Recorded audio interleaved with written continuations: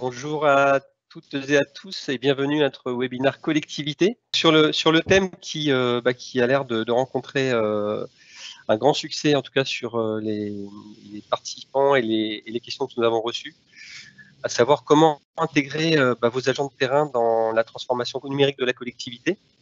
Et donc, pour adresser ce sujet, nous serons un certain nombre d'intervenants. Donc, moi, je serai l'animateur et intervenant sur une première partie de la présentation. Je suis donc Bernard Descartes, responsable commercial de Progelis pour la région Grand Sud. Je serai accompagné de Nicolas Bouillon, consultant et avant-vente sur les solutions Digital Workplace notamment. Bonjour Nicolas. Alison Frottier, consultante chez Progelis en accompagnement au changement. Bonjour à tous.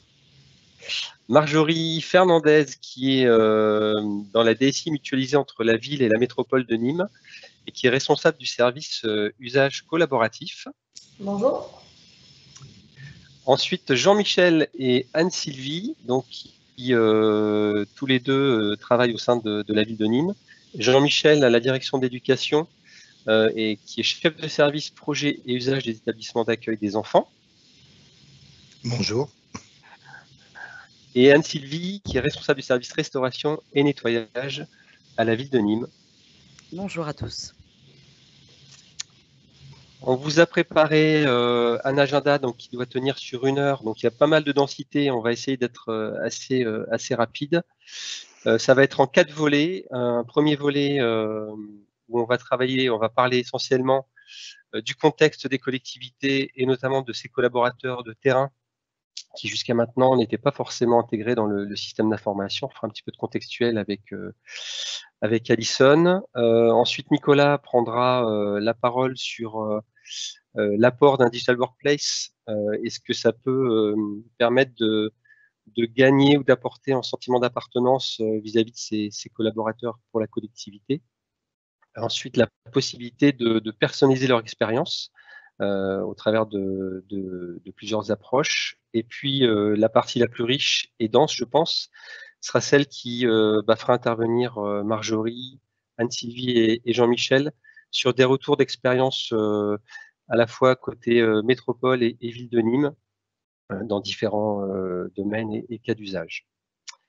Alors, on devait avoir la présence de Cyril Hiver, qui était annoncé dans l'invitation. Malheureusement, Cyril n'a pas pu se rendre disponible et l'équipe qui le remplace va apporter la même valeur ajoutée, je pense, à cette présentation.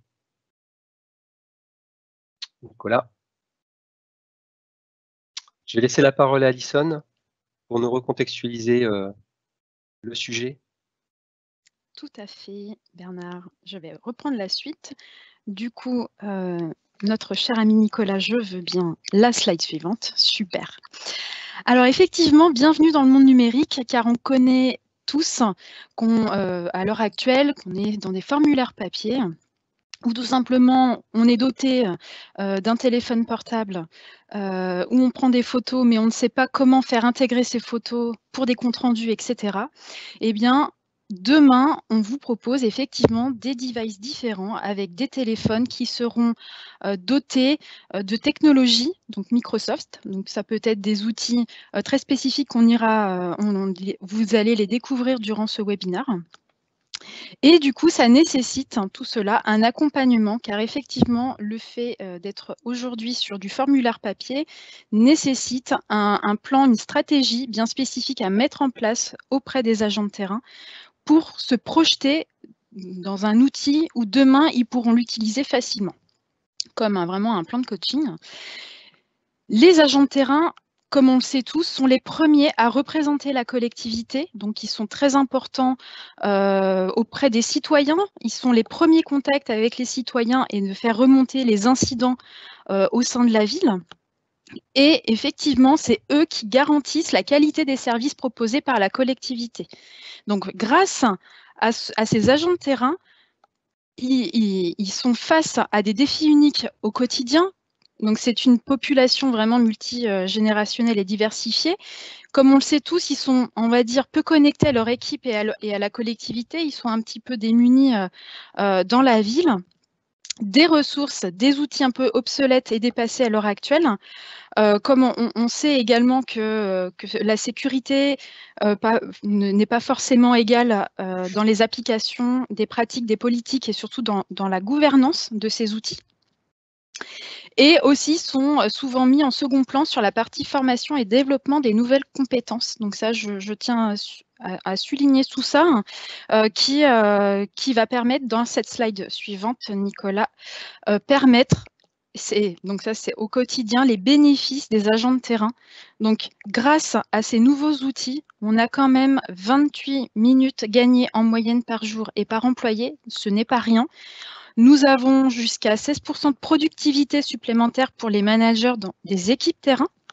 Donc, on est vraiment au cœur. On n'a plus cette frustration de se dire « Oh là là, je ne sais plus utiliser cet outil, etc. » Là, on vous accompagne. Grâce à cet accompagnement, vous allez gagner en productivité et surtout 80% de réduction des risques liés à la sécurité. Donc ça, on va aussi en parler dans les témoignages.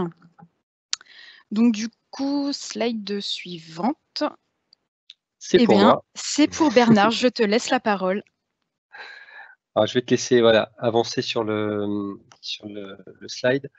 Donc, l'identité numérique, si on devait la résumer de façon assez simple, c'est un identifiant et un mot de passe, sachant que cet identifiant, la norme devient que cet identifiant soit l'adresse email. Et le mot de passe, il peut être à la fois simple et unique, à savoir un mot de passe qui va respecter la politique de sécurité de la collectivité. Et on va pouvoir également y associer d'autres mécanismes d'authentification forte, en demandant par exemple un code supplémentaire reçu par SMS ou l'utilisation d'une application permettant à l'agent de se connecter au système d'information. Donc on va se connecter à la fois sur des environnements cloud, mais également des environnements informatique locale, si il est nécessaire pour cet agent d'accéder à des ressources internes.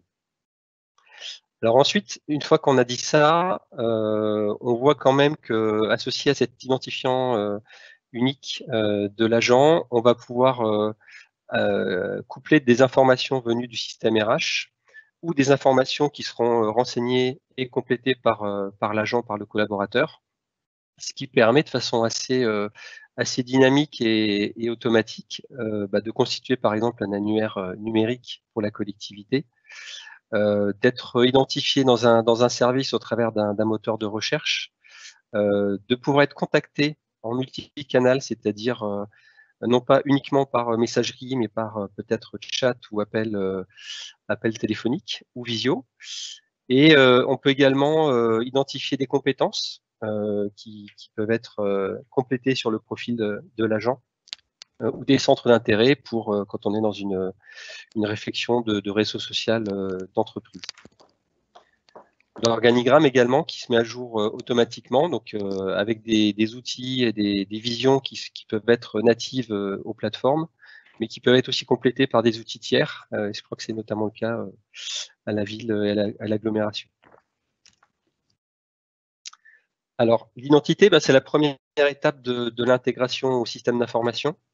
Donc, c'est là où on va en fait rentrer dans un processus qui va permettre à l'agent de connaître son identifiant et son mot de passe. On va également réfléchir à ce que l'agent puisse lui-même réinitialiser un mot de passe qu'il aurait oublié. C'est des choses qui arrivent. Donc là, il y a des solutions qui permettent de mettre à disposition ce service de réinitialisation de mots de passe en libre service. Et puis l'agent, il va avoir une expérience quotidienne un peu plus connectée, un peu plus numérique au sein de la collectivité. On va pouvoir travailler ensuite sur des mécanismes de confidentialité, de cryptage, de renfort des conditions d'accès au système d'information. Et puis, on va gérer les évolutions, mais aussi le départ de l'agent, soit au travers de ces mutations de services ou au travers de mutations de collectivité. Alors, s'il y avait accès à l'informatique, très souvent, c'était plutôt sur des boîtes génériques. Alors ça, c'est des choses qu'on voit surtout dans le monde de la santé, mais je pense qu'on peut aussi avoir ce type de fonctionnement dans les collectivités. Donc là, en fait, ces boîtes génériques, elles vont continuer à perdurer, sauf que plutôt qu'il y ait une boîte générique unique avec des personnes qui l'utilisent avec un seul identifiant et mot de passe, on va avoir un identifiant pour chaque agent et on va avoir un droit d'accès en fait à une boîte générique qui sera dédiée. L'équipement, très important, à la fois sur la stratégie de la collectivité, sur la façon dont cet équipement va être mis à disposition. Donc là, il y a plusieurs approches qui existent, qui sont plus ou moins adaptées en fait. C'est vrai que sur des agents de terrain, on va plutôt être sur des périphériques qui vont être choisis, réfléchis par la collectivité, souvent durcis, adaptés au métier de l'agent. Et après se posera la question, ça par contre ça existe, cette question systématiquement, du droit à l'usage de ce périphérique pour des besoins personnels. Voilà. Derrière tout ça, il y a des outillages qui permettent de gérer de façon centralisée les devices qui seront mis à disposition des agents. Le licensing est important, notamment chez Microsoft. Alors on parle d'agents de terrain, chez Microsoft ça s'appelle les first line workers. En tout cas, il existe une tarification d'abonnement sur Office 365 qui est dédiée en fait à cette population.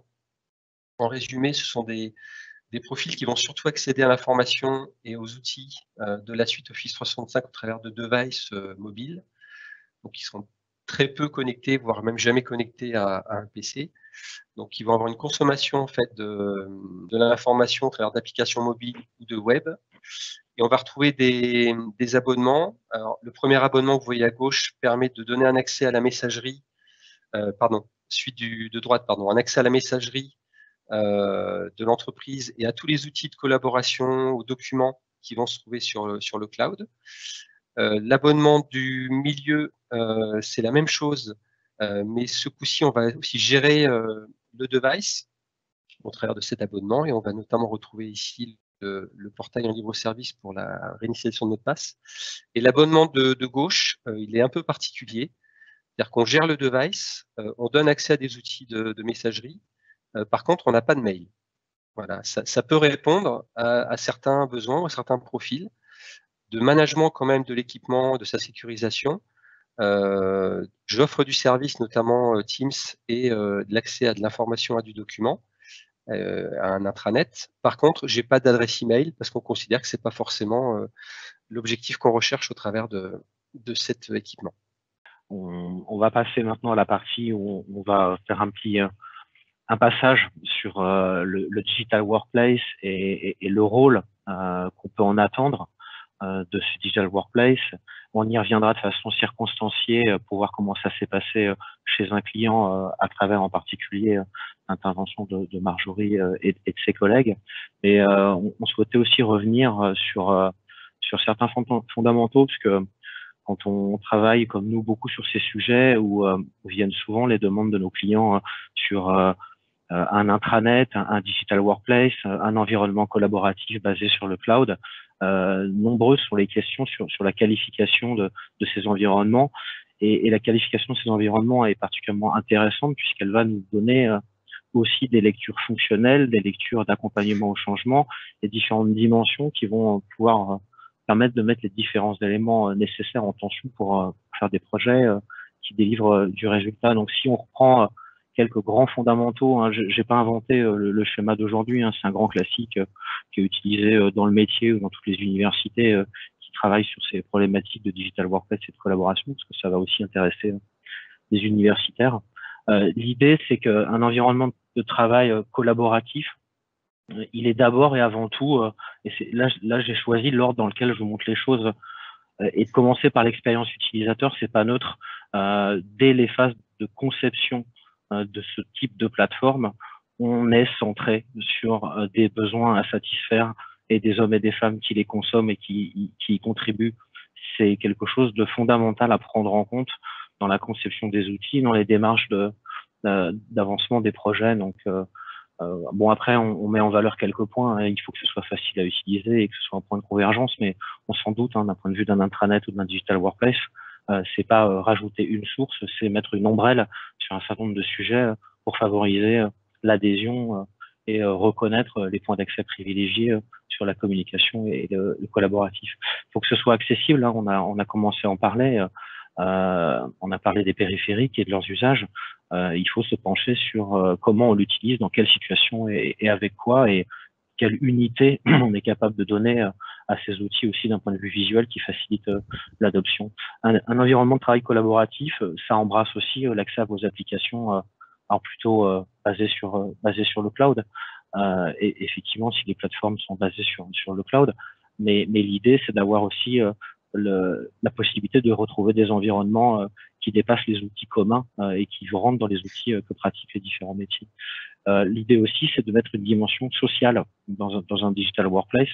Un, pour favoriser l'adhésion. Deux, pour mettre en avant les hommes et les femmes et les métiers qu'elles représentent. Et parce que c'est un facteur prouvé d'implication et de retour d'expérience sur les plateformes, que de ne serait-ce que de pouvoir liker, réagir, mettre un commentaire à une publication et rendre les choses interactives et permettre à l'intelligence collective de s'exprimer. L'idée aussi, quand on vient construire un digital workplace, en particulier avec les technologies des clouds Microsoft qu'on met en avant aujourd'hui, c'est d'intégrer les processus métiers traversant les différentes entités, les différents métiers, et de mettre à disposition tout ou partie des points d'entrée, des points de sortie ou des points de notification de ces processus dans un digital workplace dont on va redistribuer de l'information dans les tableaux de bord personnels, ce genre de choses. Là, je vais en faire défiler un petit peu plus parce qu'on va tomber dans des choses qui sont plus connues, plus maîtrisées. C'est que au cœur d'un digital workplace, il y a de la collaboration. C'est ce qui le distingue principalement au niveau sémantique et fonctionnel d'un intranet qui est plutôt descendant, où l'information est historiquement maîtrisée par la communication, la RH ou la direction générale des services dans des entités comme les vôtres. Donc là, on va y intégrer la partie collaborative, bien sûr, la partie communication, synchrone ou asynchrone, avec du chat, de la réunion, un peu moins d'emails, si c'est possible, de moins en moins, et pour des bons usages. Et gérer la connaissance individuelle et la connaissance collective, puisqu'on va avoir l'utilisation de fonds collaboratifs cloud qui vous suivent partout où vous allez. Et évidemment, l'idée, c'est d'intégrer au maximum tout ça dans un design intelligent qui font disparaître les applications plutôt back-end, back-office, pour utiliser des termes, des anglicismes, mais plutôt de mettre à disposition des points de notification, des points de validation, des points de discussion, des points d'échange assez normalisés en cachant au maximum les applis. Si on veut voir en vrai ce que ça donne, on peut se pencher sur la plateforme Powell. Donc là, je me suis connecté en tant qu'invité sur une plateforme de notre partenaire Powell, qui est créateur et développeur de la solution qu'on utilise dans plusieurs contextes. Et l'idée d'un portail comme celui-ci, c'est dans un choix de design qui a été pris ici, c'est de mettre des modules de communication qui sont très hérités des logiques des CMS que certains d'entre vous ont peut-être encore ou ont utilisé ou ont abandonné pour certains qu'on connaît sur les plateformes Microsoft. Donc l'idée c'est qu'on a un SharePoint derrière cette couche Powell qui amène non seulement du savoir-faire d'un point de vue technique, mais des facilités d'intégration et qui rend les délais de mise à disposition des fonctionnalités au métier beaucoup plus courtes. Et dans la philosophie dans laquelle on est aujourd'hui, c'est pouvoir accéder rapidement à des informations et des applications, c'est être notifié de ce qui s'est passé dans la plateforme depuis que je m'y suis pas connecté. Et évidemment, en effet démo, il y a un petit temps de chargement. Donc ici, tant que je ne me suis pas connecté, que j'ai pas vu ces contenus, j'ai des reminders qui vont me dire ce qui s'est passé. Je vais avoir des outils de recherche, des outils d'action pour gérer mes contenus, mes publications.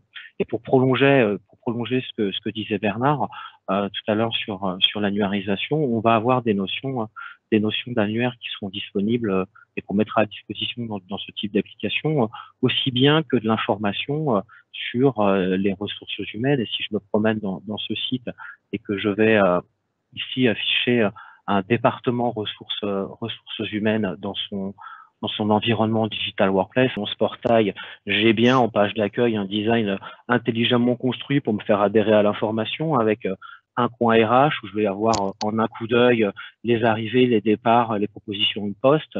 Je vais avoir les infos sociales ou les infos sur les procédures en place dans ma structure et accès par exemple à des procédures dématérialisées qui sont lues par des moteurs de workflow du marché. Décidément, j'ai beaucoup de chance avec les temps de chargement de ma plateforme, c'est un vrai plaisir. Voilà, j'ai enfin accédé à mes documents légaux et je vais enfin savoir comment je fais éventuellement pour déposer une note de frais ou pour passer un entretien annuel. On va mettre en avant aussi les publications vidéo de la structure à travers la publication d'éléments, par exemple, qui pourraient être fabriqués par du stream, qui pourrait être de la formation, qui peut être de l'information, dans laquelle on peut aller piocher avec un moteur de recherche en recherchant du texte. Donc, on a dans ce type de portail vraiment une concentration à la fois de fonctionnalités Office 365 et à la fois superposer les fonctionnalités traditionnelles qu'on attend en termes de communication d'un intranet qu'aurait évolué vers un digital workplace. Donc, je ne veux pas m'apesantir plus sur une présentation. L'objet n'est pas de passer trop de temps sur ce type d'éléments, mais plutôt de vous montrer le type d'interface qu'on est capable de proposer et la façon dont on pourra les consommer.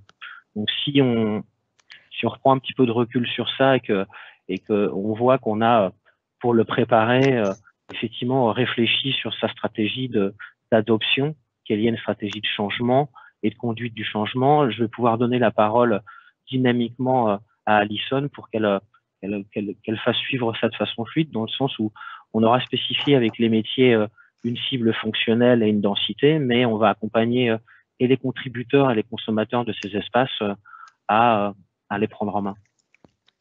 C'est exactement ça, Nicolas. Et effectivement, une fois que cette stratégie de changement est définie et analysée et que l'équipe projet est prête, nous, derrière, au plan de conduite du changement, donc c'est vraiment sur mesure. Vous pouvez soit effectivement prendre un plan de communication bien structuré, bien mis en avant, je vais y arriver, sur votre projet, mais aussi il existe une feuille de sponsors, donc qui sont des ambassadeurs. Grâce à eux, le projet est porté vraiment au plus haut. Donc nous, on les accompagne, on les coach, d'où le plan de coaching.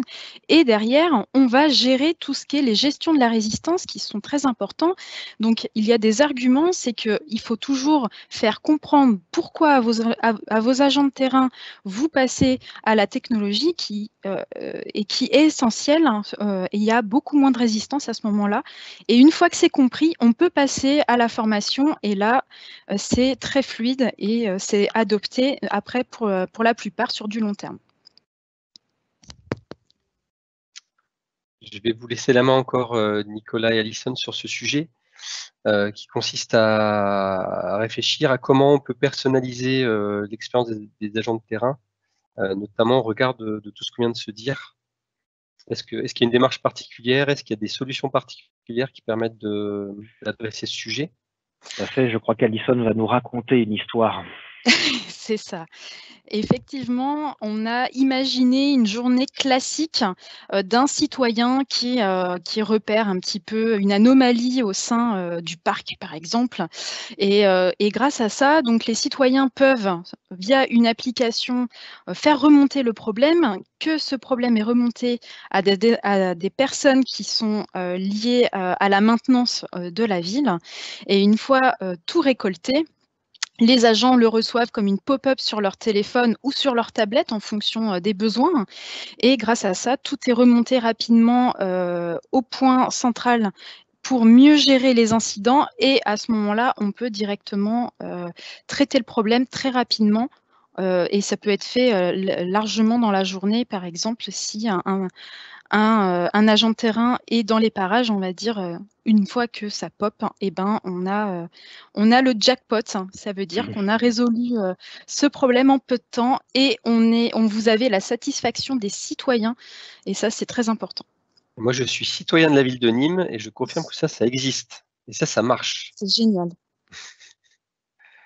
Nicolas, est-ce qu'il y a oui, on peut compléter avec quelques utilisations qui sont à la fois utilisées dans des entreprises privées, publiques ou des collectivités. On a une application qu'on utilise nous, les progéliciens et les progéliciennes. Je l'ai là dans mon Teams. Donc nous, quand on veut se voir au bureau chez Progélis, on clique sur l'agence dans laquelle on veut aller travailler ce jour-là. puisqu'on peut aller travailler dans les 3 agences disponibles pour peu qu'on en ait une utilité. Donc moi, je travaille à Aix-en-Provence. Donc quand je veux travailler à Aix, je clique sur Aix. Je choisis une journée à laquelle je vais vouloir me présenter au bureau. Je peux consulter les journées sur lesquelles quelqu'un est déclaré. Donc je peux vous dire que j'ai une collègue qui s'appelle Marie qui était au bureau le 12. Et si je veux aller travailler avec des gens que j'apprécie, ben, je regarde quand est-ce qu'ils sont là et je m'inscris dans le petit outil. C'est un outil qui chez nous ne sert pas particulièrement en ressources humaines. Hein. C'est un outil pour piloter la présence dans les sites et évidemment respecter le taux d'occupation de nos sites en période particulière, mais c'est un outil qui est utilisé de façon très simple, très mobile et très conviviale. Est-ce qu'on peut dire, Nicolas, qu'aujourd'hui, là on parle de la Power Platform d'Office 365, finalement elle est très adaptée pour dématérialiser rapidement des documents ou des processus, des formulaires qui sont aujourd'hui très utilisés par les agents de terrain. Et sans cette plateforme, ça serait assez compliqué en fait à le faire ou au travers de développement spécifique. On peut toujours concevoir des applications mobiles propriétaires en iOS ou Android.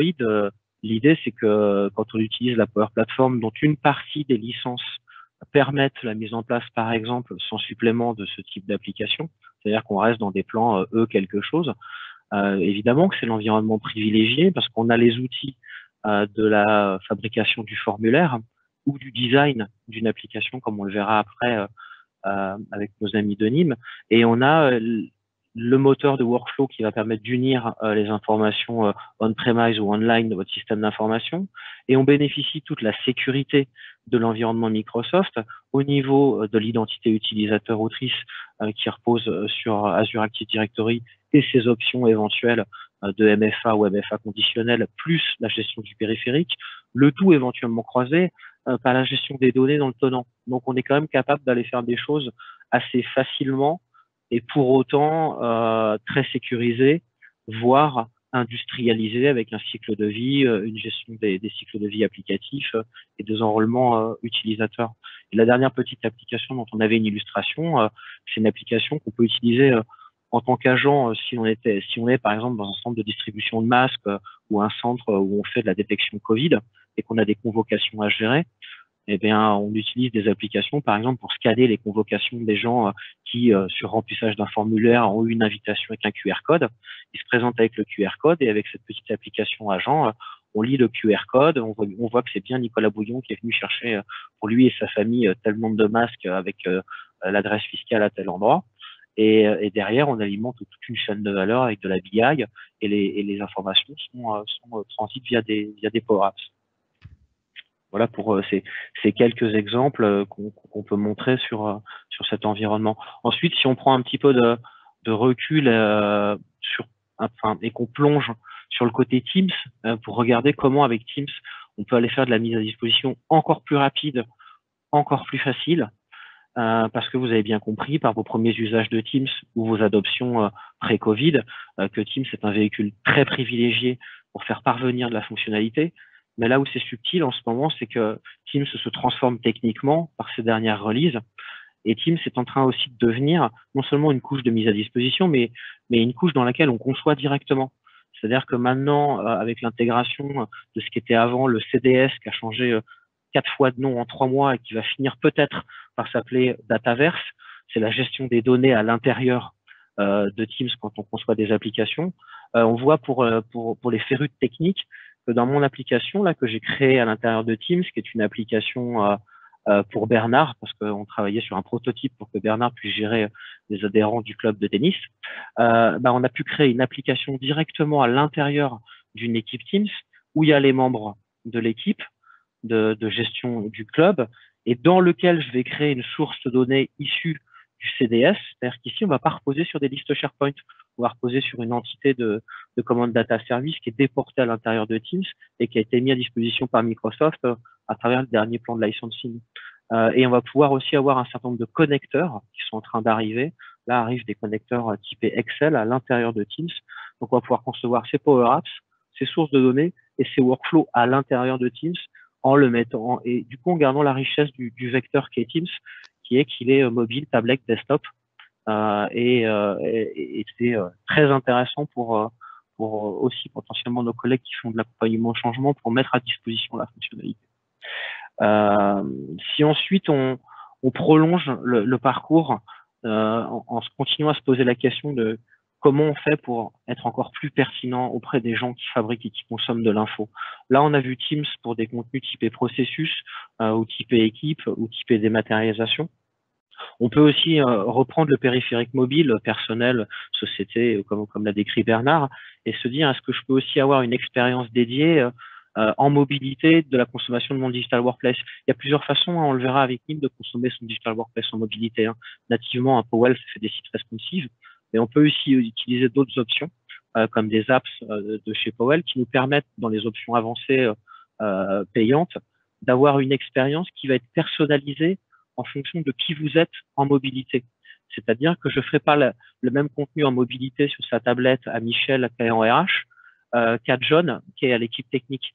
Parce que John n'a pas besoin, lui il a une tablette durcie, lui il est en très forte mobilité, lui c'est potentiellement son seul périphérique et lui il a besoin d'une information qui est différenciée de Gina ou de Marc qui lui ou elle peuvent avoir un bureau et peuvent avoir 2 écrans et ils vont pas avoir la même expérience et vont consommer le digital workplace en mode navigateur. Donc ça c'est intéressant aussi de se pencher dans les projets d'une étude sur les personas pour bien proposer une expérience personnalisée. Donc là, je vais laisser la parole ensuite à l'équipe de Nîmes sur le retour d'expérience qui les concerne. Et je vais juste vous positionner sur la diapositive de transition afin de pouvoir continuer. Merci Nicolas. Je crois que c'est à Marjorie de prendre la parole. Tout à fait, c'est à moi. Donc effectivement, je pense que Nîmes Métropole et la ville illustrent assez bien ce qui a été dit précédemment. Pour commencer sur l'identité numérique, alors nous ça s'est fait en 2 étapes. Donc avant de parler de donner une identité numérique aux agents de terrain, on a déjà fait un gros travail de refonte sur notre Active Directory en fait, puisque jusqu'alors il était vu comme un moyen d'authentification, mais il n'était pas complété des informations standards, des champs standards comme le N+1, la direction, qui nous permettent en fait de façon automatique d'alimenter les profils Office 365, de faire des organigrammes automatiques, etc. et de faire du flow, des workflows qui tiennent compte du N+1. Donc le premier gros chantier, ça a été celui-là. Donc c'est mon collègue Étienne qui l'a mené et qui a mis des automatisations pour que les logiciels RH, les logiciels de téléphonie, etc. alimentent l'AD et qu'on ait un profil complété pour chaque collaborateur. Une fois qu'on a fait ça, on avait déjà un beau socle pour partir sur notre écosystème au 365. Ensuite, s'est posé la question effectivement de l'identité numérique de nos collaborateurs terrain. Donc il faut savoir qu'à la ville de Nîmes, la décision a été prise de noter 1500 personnes en fait terrain de licence au 365 et donc d'une identité numérique, donc d'un mail, pour qu'ils puissent accéder à la fois à une boîte mail pour qu'on puisse faire des campagnes de communication réellement à tous nos collaborateurs, mais également pour qu'ils puissent se connecter au futur intranet Powell, donc qui est maintenant en production, et qu'ils puissent avoir le même niveau d'information et d'inclusion que les autres collaborateurs. Donc, en termes d'accompagnement, ça n'a pas été neutre, hein, puisque vous vous doutez bien que quand il y a 1500 personnes qui n'ont jamais eu d'adresse mail, il faut commencer par leur envoyer un courrier, puisqu'elles sont sur le terrain, elles n'ont pas d'ordinateur, elles ne sont pas là au bureau régulièrement. Donc on a commencé par envoyer un courrier qui leur disait que maintenant ils avaient une adresse mail, une identité, comment se connecter. Et il y a eu un gros support à la fois de la DSI et de la DIRCOM pour accompagner en fait ces collaborateurs. Il y en a qui n'arrivaient pas à se connecter, etc. Donc il y a eu un gros effort là-dessus. Mais aujourd'hui, ils sont tous connectés, en tout cas ils ont tous la possibilité de se connecter à l'intranet et à leur mail. Et là, en termes de device, on a pris le parti de les laisser se connecter avec des ordinateurs ou des téléphones personnels, puisqu'il y a une authentification AD au 365 qui est sécurisée et que de toute façon, on ne pouvait pas leur fournir de device pro. Donc, voilà.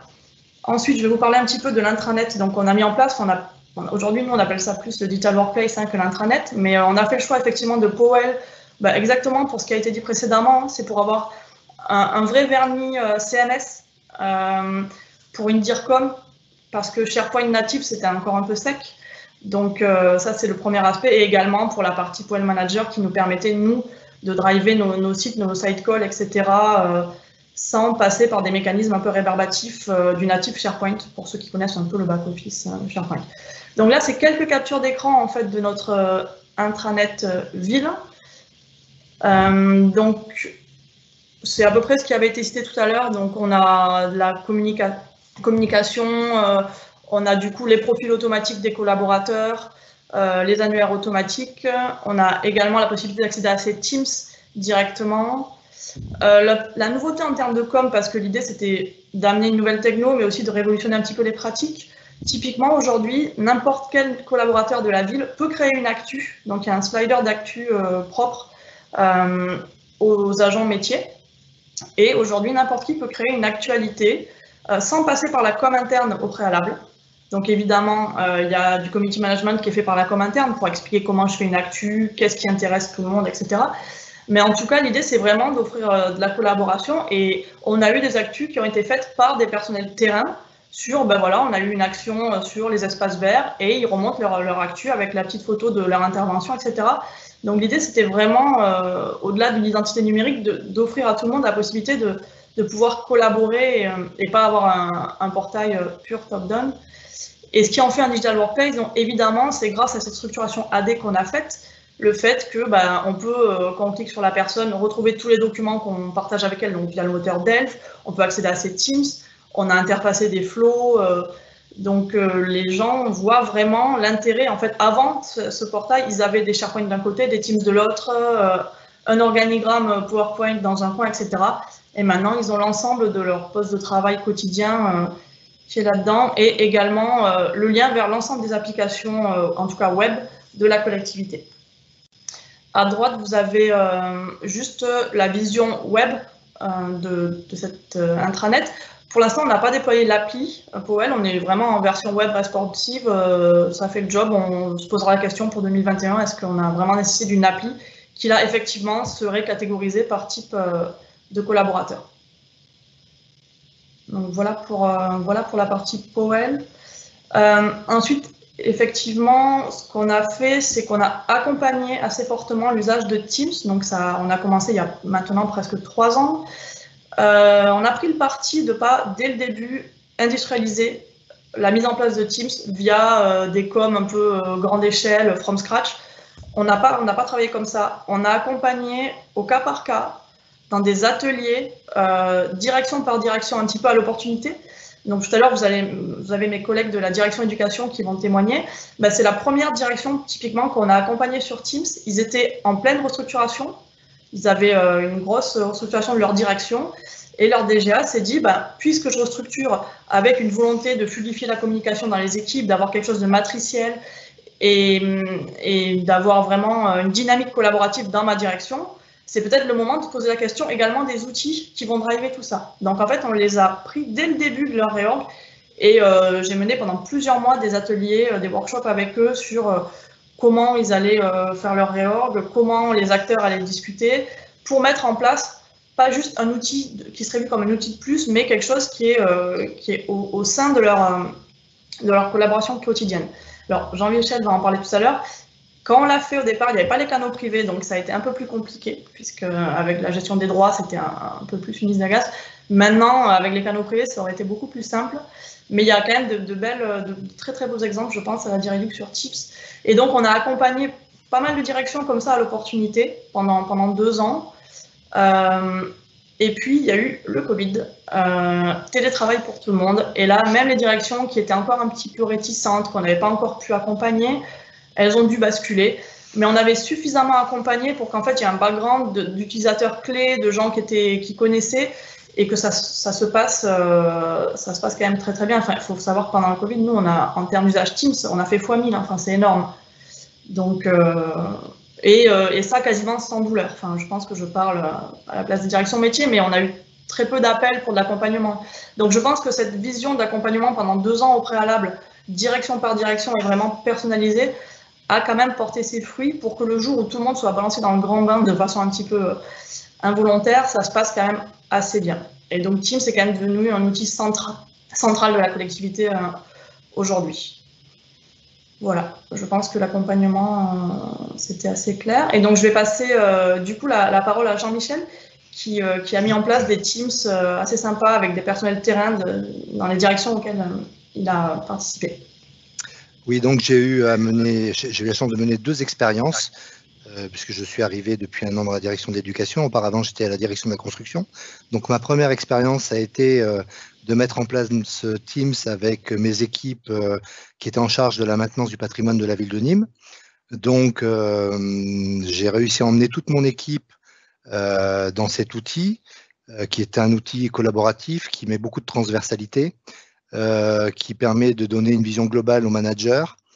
Voilà, donc j'y suis allé par étapes. J'ai dans un premier temps créé mon Teams. Pendant un mois d'août, pendant les vacances, j'ai commencé à faire utiliser l'outil avec toutes ses fonctionnalités sans déplacer mes documents du réseau vers les charpentes. Et ensuite, en septembre, à un moment, j'ai donné un top et j'ai basculé l'ensemble de mes dossiers dans les charpentes et j'ai utilisé Teams dans toute sa dimension avec le partage des documents. Donc, ça m'a demandé beaucoup d'accompagnement. Le temps que j'ai perdu, je l'ai gagné derrière parce qu'après, mes collaborateurs étaient capables de bien utiliser l'outil. Pour moi, c'était vraiment un outil qui m'a permis de gagner du temps, dans la mesure, quand on utilise les fonctionnalités, que les gens nous mettent les documents à relire, à contrôler dans les conversations, on les cherche plus, ils viennent à nous, on fait des commentaires directement dedans. Ça nous a permis d'accélérer la dématérialisation de tous nos documents aussi. Ça nous permet de ne plus chercher nos documents. Et aujourd'hui, je suis à 0 papier dans mes pratiques avec la nouvelle équipe dans laquelle j'ai déployé les outils Teams. Ce qui est intéressant aussi, c'est quand les gens y trouvent de l'intérêt. C'est-à-dire que si on configure bien l'outil avec une ergonomie qui leur donne une facilité d'usage, on se rend compte que les gens adhèrent très rapidement. J'avais tous les corps d'état, des plombiers, des maçons, ainsi de suite. Donc, c'était pas gagné au tout début d'emmener mes chefs d'atelier dans ces outils. Quand j'ai commencé à leur mettre les accès Internet avec les catalogues des fournisseurs, les fiches techniques, voilà. Donc, ils se sont trouvés avec une interface, un hub dans lequel ils avaient accès à tout, à leurs documents, à des échanges entre nous, transversalité, quand ils interpellaient leurs responsables en disant pour aller faire le chantier de tel site, j'ai besoin du maçon qui va devoir casser avant que le plombier passe. Donc, il y avait une interactivité qui était super intéressante. Ça m'a diminué aussi mon nombre de mails, c'est-à-dire que les gens m'interpellaient avec l'arrobase et mon nom que quand ils avaient besoin de mon intervention. Mais néanmoins, j'avais accès à tout l'historique par domaine, puisque j'avais créé des canaux par corps d'état. Donc, je pouvais reprendre l'historique de l'ensemble des affaires en cours si j'avais besoin. Voilà. Donc, ça a été vraiment pour nous un outil qui a permis voilà, d'être dans le collaboratif, la transversalité, une information en temps réel. Aujourd'hui, on le déploie aussi au niveau de la direction de l'éducation, où j'ai emmené nos élus dans des blocs-notes où en temps réel, on leur apporte des réponses à des demandes particulières. Donc, on partage un certain nombre d'informations sur des problématiques d'école qu'on nous demande de traiter et ils ont accès en temps réel sur le suivi de l'affaire en cours. Voilà. Donc après, l'accompagnement, je pense que c'est quelque chose d'important. Bien réfléchir à son Teams avant de le créer, c'est aussi important en retour d'expérience. Et après, aider et être présent auprès de ses collaborateurs, je pense que c'est aussi indispensable. Mais après, c'est vraiment un outil qui est très intéressant pour les managers. Voilà. Après, on est passé aussi sur des formes mobilité. Alors là, on vous présente Teams. Alors ça, c'est un des Teams actuels avec nos référents à l'AE au niveau des écoles. Donc, on a un certain nombre de canaux. La plupart sont privatifs parce qu'aujourd'hui, justement, Teams a évolué depuis quelques mois. Et les canaux privatifs nous permettent de réduire le nombre d'équipes, ce qui est aussi important, à rationaliser le nombre d'équipes pour éviter qu'on se perde dans trop d'informations. Donc, on a toujours besoin d'avoir un chapeau avec ces équipes pour avoir un canal qui est général où on peut communiquer avec tout le monde. Et après, le privatif, ça évite d'encombrer et de rendre personnalisés les entretiens avec les différentes équipes et de partager des documents qui peuvent être confidentiels aussi. Voilà, parce qu'un canal privatif crée un SharePoint privatif et donc protège les informations entre les différentes personnes. Alors moi, je mets toujours des petits logos, ça permet aussi de naviguer très facilement et d'identifier les différentes équipes visuellement. Je travaille aussi aujourd'hui avec des entreprises extérieures dans Teams. Ça permet de contenir toute l'information et avoir le suivi complet de nos échanges, de nos documents en temps réel. Donc moi, c'est un outil que j'utilise au quotidien, je ne passe plus que par ça. Je suis aussi doté d'une tablette pour mes déplacements. Je fais mes photos qui sont intégrées directement dans des blocs-notes ou d'autres documents qui me permettent de faire des relevés de chantier, des relevés de décision en temps réel que je peux transmettre très rapidement dès que je rentre, avec un peu de mise en forme quand je reviens au bureau. Mais voilà, pour moi, c'est un outil qui me permet de gagner du temps, d'être en lien permanent avec mes équipes, de pouvoir échanger, d'avoir des réponses très facilement, parce que nos équipes, là pour l'instant, notamment nos référents à l'AE, l'utilisent sur leur smartphone personnel. On a mis ça en place pendant le confinement.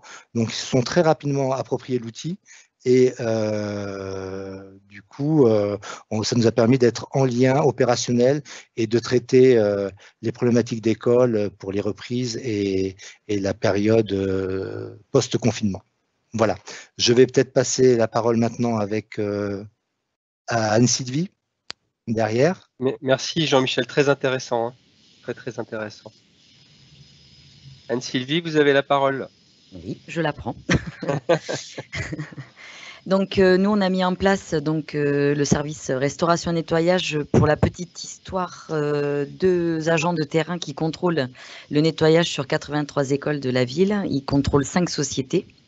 Et cela tous les jours avec dans une mallette à la base les 5 contrats, les fiches de visite, les fiches de contrôle, prendre des photos quand ça va pas ou quand c'est bien fait, rentrer au bureau, écrire, retranscrire, prendre les photos, refaire un rapport. Et avec des réunions avec les sociétés, avec des tonnes et des tonnes de papier. Donc voilà. Là, mise en place de la tablette. C'est les 2 agents de terrain qui ont travaillé en plus, beaucoup plus que moi là-dessus. Moi, je voulais leur enlever tous ces papiers et toute cette mallette. Ils ont travaillé dessus, ils ont trouvé plein d'idées, ils ont accroché de suite. Ça nous permet de faire des comparaisons de visites, ça nous permet d'avoir un listing. Moi, je peux voir où ils en sont, où ils sont. On communique beaucoup plus facilement. Ils ont un petit questionnaire, une fiche de liaison concernant la visite de nettoyage, du contrôle, mais il y a autre chose. Il y a plein d'autres travail qui est fait en lien avec Marjorie. Donc, un gain de temps. Et puis, pour moi, une revalorisation aussi de leur métier. Et ça, c'est très, très important parce que c'est pas toujours évident d'être celui qui contrôle et celui qui a la mauvaise...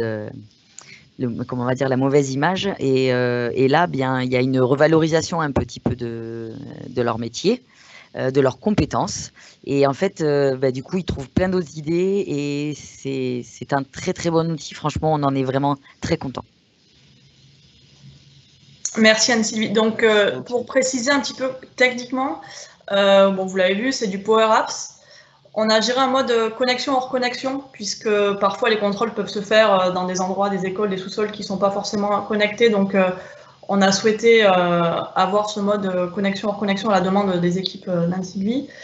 Et la suite, en fait, ça va être de faire du reporting Power BI sur les contrôles à l'année, les résultats des contrôles par société, par lot, par école, la fréquence de contrôle par école, etc. Ce qui fera que voilà, le reporting qui est aujourd'hui retraité derrière par Anne-Sylvie un petit peu semi-manuellement sera automatisé dans Power BI. Donc on va attendre que l'application qui est déployée très récemment fasse un petit peu sa vie et ensuite on va travailler sur le reporting. Marjorie et Jean-Michel, j'ai une question intéressante, enfin je pense qu'elle est intéressante, de David. Afin de pouvoir échanger avec des entreprises externes, ont-elles aussi besoin d'avoir un compte Teams chez elles pour pouvoir bénéficier des échanges, notamment via les fichiers Excel et Word? Non, pas du tout. À partir du moment où quelqu'un ne fait pas partie de notre collectivité et de notre AD, il est invité comme un externe. Donc, il n'y a pas besoin de licensing ni pour nous, ni pour lui. Et en fait, il va être invité. Il pourra même télécharger Teams sur son ordinateur, mais il sera vu comme un invité. Donc, il n'aura pas forcément exactement les mêmes possibilités, les mêmes droits que nous qui avons une licence, mais il pourra interagir sur les documents, en lecteur, en contributeur, sur les discussions. Donc ça, c'est un gros avantage de Teams, effectivement. Sinon, Jean-Michel n'aurait pas pu inviter ses externes parce qu'on ne pouvait pas doter de licence l'intégralité des fournisseurs, que ce soit la Direduc, OSIP ou autre. Donc ça, c'est une vraie force. Le fournisseur, il est créé directement dans l'Azure AD en mode cloud ou il est créé dans ton Active Directory? Ni l'un ni l'autre. Il est invité directement dans Teams. Le fait qu'il soit invité dans Teams l'invite dans le groupe. Et le groupe lui donne une identité invitée dans Azure AD, en fait. Mais moi, j'ai rien besoin de préparer au préalable. Donc, juste en renseignant une adresse email. Juste en renseignant l'email dans Teams ou dans SharePoint si on ne veut pas lui partager les discussions Teams, parce qu'on a aussi des mix comme ça. On a des équipes Teams où l'externe n'a droit que sur le document, sur le SharePoint, comme ça, il ne voit pas les discussions. Donc, quoi qu'il en soit, qu'on l'invite à un SharePoint ou à un Teams, c'est Office 365 qui génère ensuite l'identité dans le groupe et dans Azure. Donc, les métiers ne passent pas du tout par nous pour faire les invitations externes. Et là, au niveau de l'équipe, en mode projet, c'est super intéressant. C'est clair. Voilà. Merci beaucoup.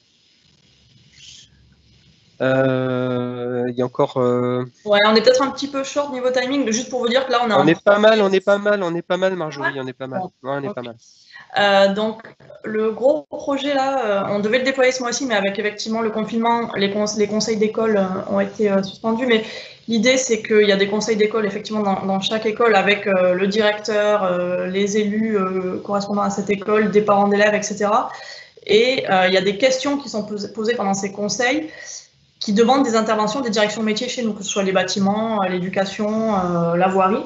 Jusqu'à présent, c'était géré dans des Word, puis des Excel. C'était la Direduc qui avait la responsabilité de relire toutes les questions, de les dispatcher à la direction métier qui pouvait répondre, tout ça par mail, etc. Donc là, on a fait une appli. On a fait des listes SharePoint un petit peu custo, du Power Apps et du Flow Power Platform derrière. Et l'idée, c'est qu'en fait, en séance, ils vont rentrer les questions directement avec la typologie, est-ce que c'est de la voirie, etc.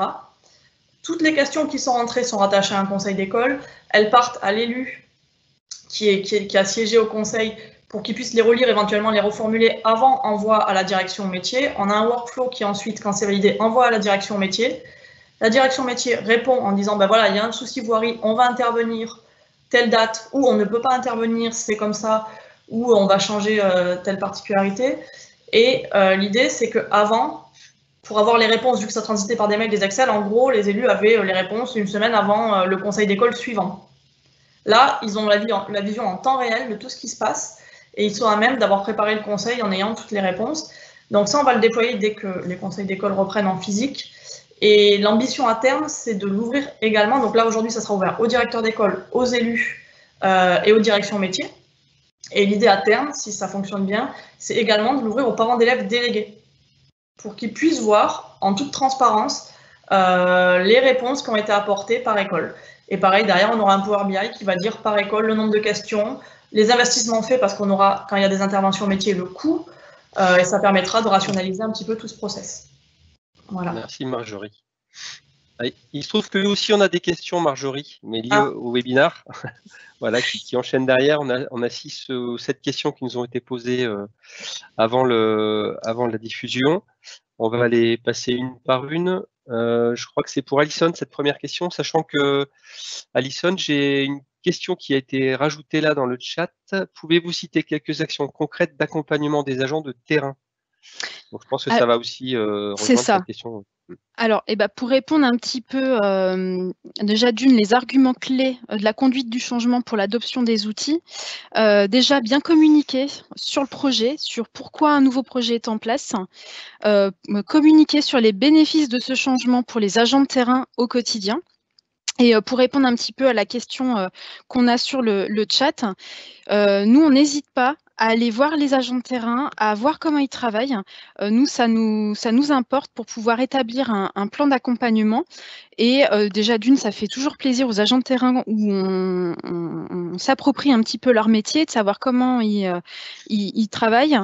Et puis, la réussite aussi, donc par la suite de ce projet sur du long terme, il ne faut pas hésiter à mettre en place soit des sponsors, soit des ambassadeurs qui portent le projet un peu plus haut. Et surtout, pour le long terme, mettre en place un parcours d'adoption post-déploiement du projet pour maintenir leur engagement. Sinon, ça va vite redescendre un petit peu. Donc, il ne faut pas hésiter à maintenir le cap grâce à ce parcours d'adoption. Merci Alison. La question d'après, Nicolas. Comment évaluer les compétences numériques de chaque agent de terrain et les faire monter en compétences, sachant que juste avant, j'ai d'avoir une question. Comment avez-vous géré les agents les plus éloignés du numérique? Je crois que c'est Jean-Michel peut-être qui peut intervenir sur ce sujet-là. La transition numérique dans mon premier service, notamment aux ateliers de la ville, je l'avais commencé par d'abord, je ne savais pas que Teams allait arriver à l'époque, j'avais informatisé chaque chef d'atelier, ce qui n'était pas le cas. Donc effectivement, on partait de gens qui n'avaient jamais utilisé d'ordinateur. Donc ça, pendant 1 an et demi, 2 ans, on a simplement utilisé les ordinateurs dans un premier temps et ensuite on a ramené un logiciel métier auprès des chefs d'atelier. On y était par étapes. Hein. Et donc on avait un logiciel métier, enfin ils ont un logiciel métier JIMA, il a fallu les former, les accompagner. Donc ça, c'était la deuxième étape. Et là, on leur a donné vraiment le rôle et l'attribution des chefs d'atelier dans la gestion de leur stock, de leurs interventions techniques par l'outil. Voilà. Et ensuite est arrivé Teams, ce qui fait qu'ils avaient déjà une familiarisation de l'outil. C'est vrai que même une souris, ça ne paraît pas, mais allumer un ordinateur, découvrir l'environnement Windows, enregistrer un fichier, remplir un tableau Excel. Enfin, voilà, on est passé par toutes ces étapes. Bon, eux, ils consommaient, nous, on préparait les outils. Et en fait, eux n'avaient qu'à remplir. Hein. Souvent, c'était de l'utilisation de transmission de données dans des outils déjà créés. Voilà. Mais après, ça marche bien, les gens y trouvent de l'intérêt et du coup, ça devient moins simple parce que les choses vont à eux et ils ont des repères. Après, il faut bien créer, enfin, il faut raisonner en notion d'équipe avec des répertoires, bien structurer son organisation par thématique de manière à ce que l'ensemble des utilisateurs s'y retrouvent très facilement de manière avec intuition, quoi. Voilà. On leur fait du sur-mesure. C'est ça, il faut bien créer, c'est comme un réseau informatique après, le Teams ou le réseau, il faut qu'il soit compréhensible. Il n'y a pas de dossier à soi, il y a des dossiers d'équipe en thématique, RH, finance, marché public, et dedans des sous-dossiers. Voilà. C'est comme ça que j'ai aimé tout à l'heure aussi l'intervention d'Anne-Sylvie sur le fait que c'était ses collaborateurs qui avaient conçu la solution. Ça, c'est quand même, je pense, un gage de réussite, au moins sur la partie fonctionnelle. Si vous voulez qu'un projet soit aussi accepté, je pense que les agents de terrain, c'est eux qui s'en servent tous les jours, donc c'est à eux de voir aussi et de les intéresser.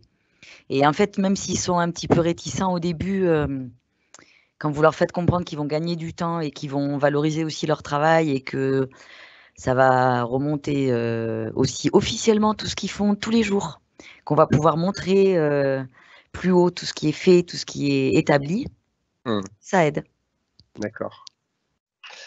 Voilà, il y a une question, c'était Jean-Michel, hein, je crois, qui devait prendre celle-ci, comment inclure tout le monde. Oui, alors, je viens prendre la parole, notamment là, depuis cette année, après les élections, on a intégré nos élus dans des blocs-notes. C'est-à-dire qu'à un moment, on a un bloc-notes avec l'ensemble de nos écoles, on peut recevoir un mail et de notre élu qui nous demande de traiter une problématique. Et nous, on prend en compte la situation et au travers du bloc-notes, on met toute l'histoire. On prend les demandes, le mail, on va sur site, on rencontre les gens, on fait des relevés de décisions, de réunions, on prend des photos des problématiques et en temps réel, notre élu a le suivi et l'évolution dans ses blocs-notes de toutes les situations. Ce qui, pour elle, quand elle est interpellée, elle est en mesure de consulter et de savoir effectivement si on a traité ou si c'est en cours. Voilà, donc ça, effectivement, c'est quand même appréciable. Alors moi, je l'ai fait qu'à travers des blocs-notes. Après, on n'a pas partagé toujours des charpentes ou des dossiers, mais voilà, moi je l'ai fait par le biais d'informations en temps réel, voilà, par le bloc-notes ou OneNote.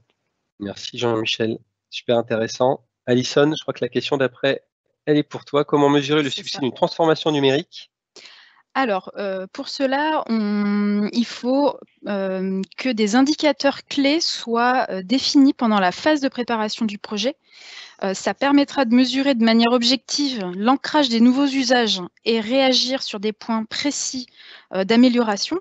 Donc après, ça peut se mesurer avec Power BI, des tableaux de bord ou des rapports d'activité dynamiques qui, en temps réel, peut définir cette mesure. D'accord. Et le tonnage papier, ça peut faire partie des indicateurs? Voilà. Merci. La question d'après, elle est pour moi. Comment faire perdurer mon choix avec les appels d'offres futurs? Effectivement, ça c'est un sujet sur lequel on a essayé de répondre. En fait, là, on est sur des environnements qui sont très structurants pour une collectivité. C'est-à-dire que quand vous faites le choix de la plateforme Office 365, vous le faites pour un certain nombre d'années, sauf à se dire que vous n'allez faire que de la messagerie dessus. Mais si vous faites ça, ça veut dire qu'à un moment donné, vous n'avez pas le retour sur investissement de la plateforme. Donc, cette plateforme, elle est vraiment intéressante si vous allez au bout des usages et notamment de ce qu'on vient de présenter sur la dématérialisation des processus et des documents, des formulaires. Donc, ça veut dire que finalement, ce choix-là, vous n'allez plus le remettre en cause dans le futur. Et donc, vous allez finalement, au travers de centrales d'achat, par exemple, comme l'UGAP, faire perdurer vos souscriptions, vos abonnements. Et finalement, là où vous allez consulter, si vous ne passez pas par d'autres centrales, c'est plutôt sur les prestataires qui vont, sur les différentes fonctionnalités de cette plateforme, vous accompagner dans le temps pour aller chercher toute la quintessence de la plateforme. Donc pour moi, il n'y a pas de réelle difficulté par rapport à des contextes de marché public. Par contre, c'est vrai que si vous faites ce choix avec autre chose que de la messagerie pour Office 365, il y a quand même fort à parier que ça va être pour un certain nombre d'années et vous aurez tout intérêt à faire perdurer vos abonnements. Nicolas, j'ai une question avant de prendre celle-ci.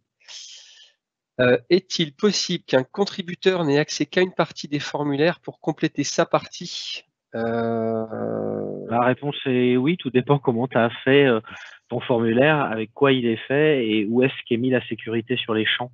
Parce qu'effectivement, on est capable dans une Power Apps de dire que telle ou telle personne a telle ou telle façon d'utiliser un formulaire.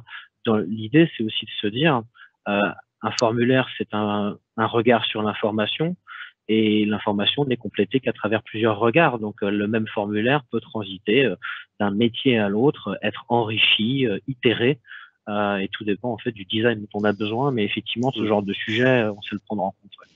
J'enchaîne du coup peut-être sur la question. C'est ce qu'on a fait pour les conseils d'école. Hein. La direction métier remplit sa partie du formulaire, l'élu également, et les uns ne voient pas les informations des autres. Donc oui, c'est complètement possible.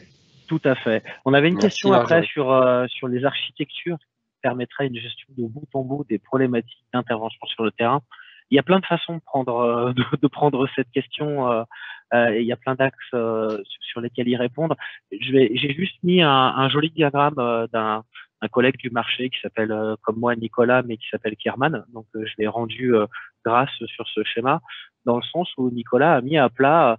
Alors, normalement, on l'anime, on le présente en une demi-heure, mais là, l'idée, c'est de vous montrer qu'en fait, en haut, vous consommez à travers des applications Power Apps, qu'elles soient de type Canva, c'est-à-dire une application simple, quand je vous ai montré tout à l'heure, qui travaille chez Progis quel jour, c'est une application qu'on appelle Canva.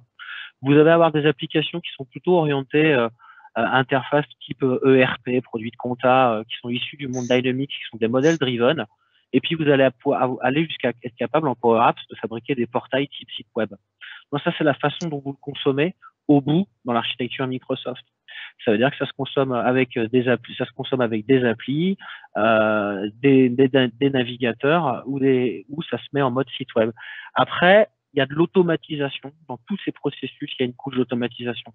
Il y a plusieurs moteurs d'automatisation sur le marché. Là, vous allez avoir du flow qui s'appelle aujourd'hui Power Automate et vous allez avoir deux types de flows. Des flows qui sont vraiment machine to machine avec des systèmes de notification validation. Et ce que vous allez avoir beaucoup, en particulier en 2021 avec Microsoft, qui fait un gros focus là-dessus, et nous aussi, la capture des flux utilisateurs. C'est-à-dire qu'aujourd'hui, on va être capable de vous faire capturer des informations dans un fichier, un mail, un site web, une appli, et vous évitez les saisies, les ressaisies et les copier-coller dans un autre monde applicatif sans passer par un échange de données informatiques. On va être capable avec Power Automate Desktop, de capturer des mouvements de souris, de capturer des copier-coller des données applicatives et de les remettre en chaîne de workflow et en chaîne, s'il faut, d'intelligence artificielle pour aller chercher un numéro de facture, un machin, un truc. Donc ça, c'est tout ce qui est automatisation. Et après, je dirais qu'il y a toutes les sources de données qui servent à tout ça. Et les sources de données natives, classiques, sans supplément de licence, avec lesquelles on travaille rapidement dans une équipe pour faire des prototypes ou des premiers usages, bah, c'est Excel, c'est les listes SharePoint, c'est OneDrive, ce sont les sites SharePoint comme l'expliquait Marjorie. Mais ce sont aussi des univers plus classiques, SAP, Oracle, base SQL dans Azure ou chez vous on-premise, puisqu'on peut utiliser des données on-premise. Et après, c'est aussi toute la possibilité d'utiliser les services cognitifs d'Azure ou des applications du marché comme Salesforce, etc. Donc, j'ai pris le parti de vous répondre sous cet angle-là pour après avoir fait beaucoup d'explications sur la démarche et l'intérêt d'adopter une culture numérique. Bah, derrière, chez Microsoft, on utilise au maximum ce type d'infrastructure. Voilà pour la Merci réponse. Nicolas. On arrive au bout. Est-ce qu'on a le temps de traiter cette question? Oui, j'ai commencé parce que comme je devais assumer, je vais faire une réponse simple. Plutôt qu'une dynamique de formation qui verrait du court terme, la réponse, c'est normalement, c'est moi la leçon que je tiens de tous les interlocutrices d'aujourd'hui et interlocuteurs, c'est que il faut mettre en place une culture. Et cette culture, elle se met en place au plus proche de vous si vous êtes manager, ou elle se met en place entre vous quand vous êtes en équipe. Je trouve que ça a été très bien expliqué par les interventions des trois personnes de Nîmes aujourd'hui, dans le sens où c'est pas on va mettre juste de la formation pour savoir comment on fait clic-clic. On voit bien que c'est une culture qui s'est installée dans les ateliers de Jean-Michel. On voit bien que c'est une culture qui s'est installée dans le dialogue métier avec Marjorie, et on voit bien que c'est une culture arrivée par la technique chez Anne-Sylvie, parce que les gens se sont impliqués dans la conception. Donc la leçon du jour à cette question, elle est vachement intéressante pour ça, c'est que voilà, la transformation numérique, c'est une histoire d'adoption de culture de relation entre les gens et de culture de façon de travailler entre nous. Voilà. Bah, c'est une belle façon de terminer ce webinaire. Je voulais tous vous remercier parce que c'était hyper intéressant, hyper riche. J'espère que ça a été perçu de la même façon de l'autre côté de l'écran. Merci à tous, sachant que ce webinaire, il sera enregistré, il sera publié sur les réseaux et notamment sur notre chaîne YouTube. Je pense qu'il devrait aussi passer par LinkedIn. Hein. Et vous allez recevoir dans tous les cas, je pense ce soir ou demain, un mail, toutes les personnes qui étaient inscrites et qui ont participé, pour recevoir un mail avec l'accès direct à ce contenu.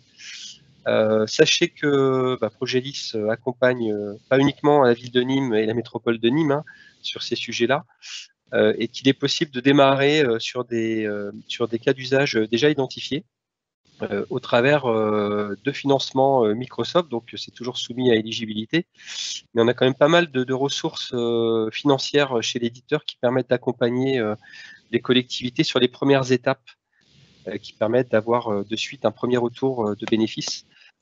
Et ça permet de mettre le pied à l'étrier sans pour autant partir de suite sur des gros chantiers, des gros accompagnements. Voilà. Merci à tous. Merci à tous. Bonne fin de journée et bonne fin de semaine.